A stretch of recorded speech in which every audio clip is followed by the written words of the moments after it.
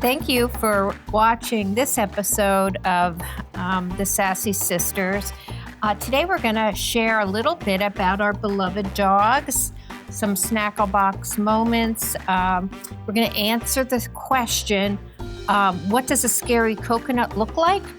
And we're also going to answer, how long does it take for a monarch butterfly to emerge from egg to butterfly? So those are some of the fun things and facts you're going to learn today. So welcome to the Sassy Sisters Dog Days of August and National Dog Day that will be coming up in a couple weeks. So I'm Rita and this is Lisa. And we're just hoping that you're going to enjoy just, a little knowledge and the little things that we're doing at this point in our lives. Thanks. Yes, and please like and subscribe to us as well. Here's our Snackle Box. It did get to go to the beach. With a couple favorites, the Snap Cheez-Its. We even had some peanut butter cookies. I love the box because the round ones and the Oreos can fit perfectly. Oh, and we have the toffee color covered nuts. Did you try those? No, I didn't try those. Okay. Mm-hmm. And of course the potato sticks, sour cream, and onion. We did have a couple visitors. Not a couple. We had a lot of little visitors. We were at the beach around dinner time. Warning, don't take the Snackle Box to the beach and open it because the seagulls came and started diving down, and it was just, let's close this was up. Like Birds. Immediately. Yeah, it was like the Birds movie with the Alfred Hitchcock from way back when we were kids. Probably should show the Lisa and Reed are at the beach. It's 7:15. It's finally cooled down on this busy, hot Saturday. Dog days of August. So we are down here having a little drink, and Lisa brought her Snackle Box. So we have all our favorite potato sticks. The Snap Cheez-It Snaps. These are new. They're Ritz Habanero cheese, I think. Cheese and crackers. And then for a little sweetness, not Oreos today, but I thought I'd pick up at the dollar store.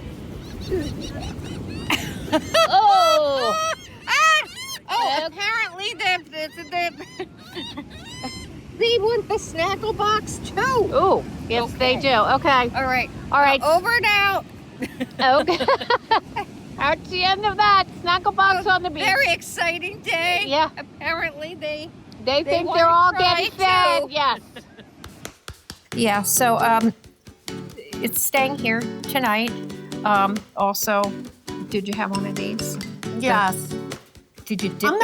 I'm not. Oh, you gotta dip it in the. What is with you? Mango habanero. What is Rondell. I'm not quite sure what is with your family and the habanero stuff. There's cheese in there, a brick of cheese that has the stuff on it. All right, just taste it. It doesn't taste hot. You're gonna love that combination. Okay, it's not bad. But I'm not big on pretzels. Okay, it is. Show them though. Talking about the dollar store where you got a lot of this stuff. We want to show you these little lanterns Lisa got at the dollar store. They're battery operated. Turn them on. And they're a lovely little accessory for your table or, someplace mantelpiece for the summer. It's just very cute. Very festive. I'm so glad I got to use it and share it with you. Okay. After that, we went to a place called Twisties in Strathmere. We're at Twisties by the Bay in Strathmere, New Jersey, one of our favorite haunts to have a drink at. It's old-fashioned bar. Can't beat it. It brings you back to the nostalgia of your teens when we're going to go inside and look at the coconut heads. Yeah. So, Reed, tell us a little bit more about that restaurant. Like Twisties. the history. It has a history. Twisties. And some coconut heads. Scary.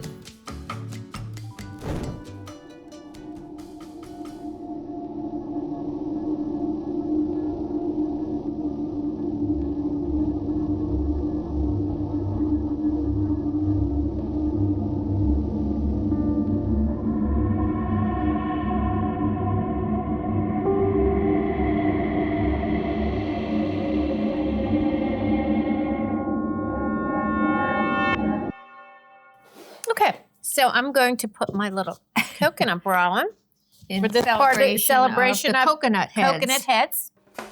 Twisties was opened in 1929. It's had 4 owners since then. It's in the little town of Strathmere, which is a real tiny space of town between Ocean City and Sea Isle City.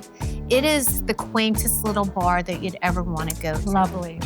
Hasn't changed. There's fish on there that have been mounted since probably the 1920s. Yeah. And then there's the old. coconut heads. Rumor has it that Al Capone, since it was open during the Depression era, the Prohibition era, that he has stopped in there with his wife and they had drinks, and so it was a speakeasy when it first opened. It's right on the bay. So boats can come up. Right, to it. and that's a new thing of it. I mean, if you saw this place, you wouldn't be surprised it had not gotten taken away in any of the storms they've had, but it's the way it used to be. They've expanded it a little bit, but just the old Jersey Shore or an old bar from what we used to remember and think what it was like back then before we had all the newer conveniences, the newer restaurants and all that. The food is very good. And for our age group, which is the 55 and over crowd, it's what it is. There's a lot of them there. I love Yes. it. The quaintness. They don't need to change a thing to be a great place. Right. There are still a few around. And they have the original they still have a jukebox. So you put your money in and that's see where that music was coming from. Cool. So we had it, and Lisa did a lot of the coconut Video heads. of our coconut heads, Heads. which to me, because we went in the day, we could better see them. They are really scary. Right. Right. You thought they were pretty scary. Oh. Yeah. When you look at them up, Crazy. You would never know. Like if you go at nighttime, it's because it's wood, right? they kind of blend in. You can't. They're there, looking at you. The original owners, I believe, bought those coconut heads on their trips in the winter, I think, to Florida, and then they Okay. brought them back. So that's where the Interesting. history of it Yeah, I love that. they brought them from, and they're there today. And when you get a T-shirt from that place, it's you always know it's Twisties because if you see a coconut head on the T-shirt. Yeah, I did have to get one. Okay.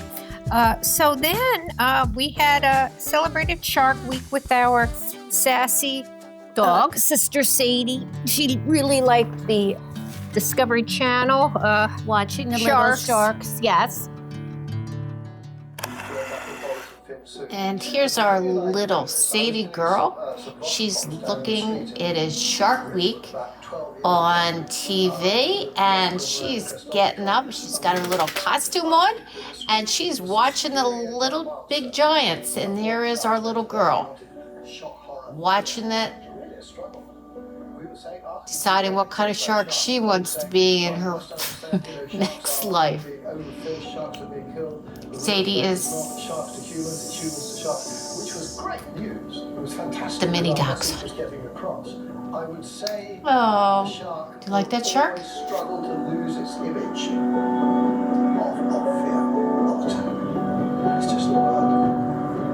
Ah. In parts of China, Taiwan, and Southeast Asia, shark fin soup has been a delicacy since the 1300s. Shark fin soup. Yum, yum. It's gonna be you next if you keep yippee yapping all the time. All right, we're gonna Watch the show. right. Dolphins themselves became high-value targets due to their monetary and cultural Good value. girl. All right. Reed's grand dog goes on the beach every night, and there's been a lot of little sand sharks washing up on the Ocean City beach. And he goes out, looks for them, finds them, and then he barks. His owners put the sharks, if they're living, back in the water. So he's kind of a little bit enjoying Shark Week himself. Yeah, because Yes. the National Dog Day is coming. We would like to ask you now, Sadie has what? She has a condition. It's kind of defect in that long back dogs, corgis, and dachshunds are prone to. I think any breed can get it, especially later in age, but it's intervertebral degenerative disc disease. So her vertebrae, her cartilage discs between the vertebrae are softened, and then that damages the nerves. So at about 2 years, she became partially paralyzed as a result of the disease. You know, with this breed, she was so active, I didn't think she could possibly injure herself because she was agile.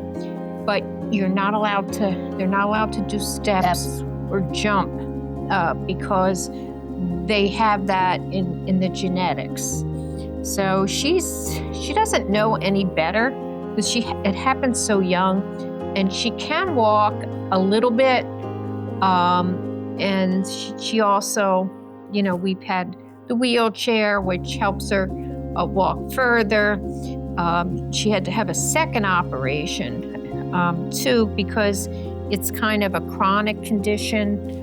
Once they get it, they're more susceptible of having another incident. And there's medications, gabapentin, and physical therapy, And she's had water therapy, right? cortisone, treadmill, things humans have. when Has she ever had acupuncture? They need to regain function in limbs. She's had acupuncture. She's had the laser to reduce inflammation. So we've tried everything because she was young when she had her first episode, and we wanted to make sure to get as much function back as we could. Hence why we call her the $1 million dog. Right. Okay, and as a puppy, she was a jumper. You know, you'd be sitting on the sofa and she was off. Yeah. So She's always anyway, she was always a very active puppy. She is my prize possession. I know, you love her so dearly. And she's going to be 14 in so November. so she's had a nice long life. She has a high quality life and people that love her. And Just like we're going to see runs it. their household. Yeah, and we have a picture of Tess, who's quite a dog. My grand dog that is a rescue dog. A rescue dog. And to think how when you see a picture of Tess, when you think about the things Tess had to endure to have survived, you're going to cry, honestly. Oh. But okay. I don't know if this should be a crying Okay, kind of okay, group, well, but we're hoping. So happy National Dog Day, and please, adopt, and they're a lifelong companion. And They're everything. And Lisa's to you. like she's the most loving sister. She is the biggest nature lover that we have in the family. And Lisa has also been taking care of. Yes. She has a Monarch maternity ward at her house that she's been taking care of. I like that maternity ward. Mhm. So she's been taking the eggs and trying to make sure they turn into monarchs. During this fascinating period. I have spent a lot of time like looking at the different groups, and apparently in the month of August, this is what quite a few people do. Tell us about your Monarch butterfly situation. Yes. So these are not on the endangered list, monarchs, but they are vulnerable. And there was a year or two when their population really, really declined. So as a biologist and a nature lover, and to help Mother Nature along, I decided to try my hand at monarch raising. So I harvest the eggs after the monarch mother, female, lays them on the underleaf, and then it takes about a month until they become butterflies. They go through 5 larval stages in which they're a caterpillar, which grows increasing in size. So there's 5, we call them instars. And then after the 5th, they become a chrysalis. So that's what we think of. I guess it used to be called a cocoon. And it's a magnificently beautiful green chrysalis that it takes about 7 to 9 days. It's in there, and then it will become transparent, and the butterfly emerges. It's not without peril, and it's not without difficulty to raise these. And I'm a scientist, so it's there are many steps. They're very fragile. You know, whether in nature they only have a 1% chance of, or 2% chance of living. And if you rear them under controlled conditions, that can increase to 50 to 80, 90. Again, you can look at some of the monarch, how to raise a monarch websites.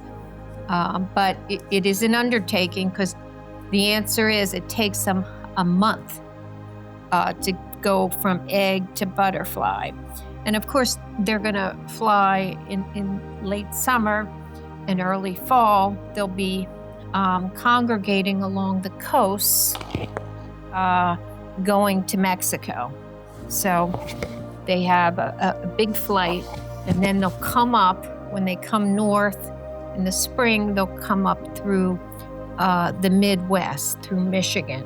So, and then they divide off, right? And then they go down the coast, kind of like, I think, birds. Again, probably following the pattern of the sun, and somehow they know. But it is a beautiful thing, and you see dedicated people. They're very dedicated. Yeah, and it's neat, because some people are from the Midwest, some people are from New England, some people are from the East Coast, and they also West Coasters. So that's why there's so many, because they can, and insects, are very important. Think about the bees, honeybees and bumblebees. They're pollinators, and without them, we were not going to have food. So, very important. So helping Mother Nature a lot. I hope you enjoy some of my butterfly pictures. I named them. And I didn't realize this. Yeah. You named them after people that are deceased. Because I asked her if she could name one after me. She says, "Well, you're not deceased." Yeah. No, thank God. Yeah. So it's in remembrance, because it's the life cycle. It represents the life cycle. It's very nice of you. Yeah. When you said that with them growing up under controlled, I'm like, I wonder if our kids have been grown up under controlled situations. Yeah, that maybe they needed more control. Maybe they would have turned out a little bit different, okay? Maybe they needed more control. Anyway, guys, have a great rest of the summer. Thank you for tuning in again. Be sure to share and subscribe. And remember, the Kelce brothers They don't release monarchs. I want to talk about that. Now, we always talk about getting to their heights. And I've been looking because I would like to see our podcasts go forward a lot quicker. But I looked at Kylie Kelce, and she has 500,000 subscribers. Now, we are never going to get there unless we get your help. However, when I listened to her podcast, she was talking about children's poop. They were training, and the kid decided to poop on the outside of the potty training facility. Now, we all know as mothers and this age group, we've experienced kids poop, dog poop, cat poop, Caterpillar poop. They poop a lot too. And guinea pig poop. They're the biggest poopers. Okay. And the throw up of them all. So we're decided we really are not going towards that age group. We've done it all. And if you haven't done it, you're either a slacker or there's somebody else that's a slacker in your household, because we've all done it at this point in our ages. And please, give us your stories too. Right. We would love to hear any questions you have, anything you want to do, any kind of what do you want to talk about? What do you want to, could we do polls on different things about, so this is fun. This is fun for us. Fun show. Right. We're not, but we won't be able to do your fireworks unless we get a lot more subscribers. Right. We're still waiting. We're still giving this the good old push, and we would love to hear from you, and we would love you to follow us. So we hope you've learned a little bit about what's going on in our part of the world in Southeast Pennsylvania this weekend and this month. And we look forward to seeing you in September, and have a wonderful Labor Day. And thank you. Please, everyone, be well. See you next time. I'm going to tell you one other thing. Sorry. I am not an alcoholic. I am what do they call me? Social drinker. I am a social drinker. I do not drink in my house. I will drink at my next door neighbor's house or the other neighbor's house, but I don't drink on my own. I just need to be out in the world having a drink. And it's as I said, I am not an alcoholic. Thank you. Cheers.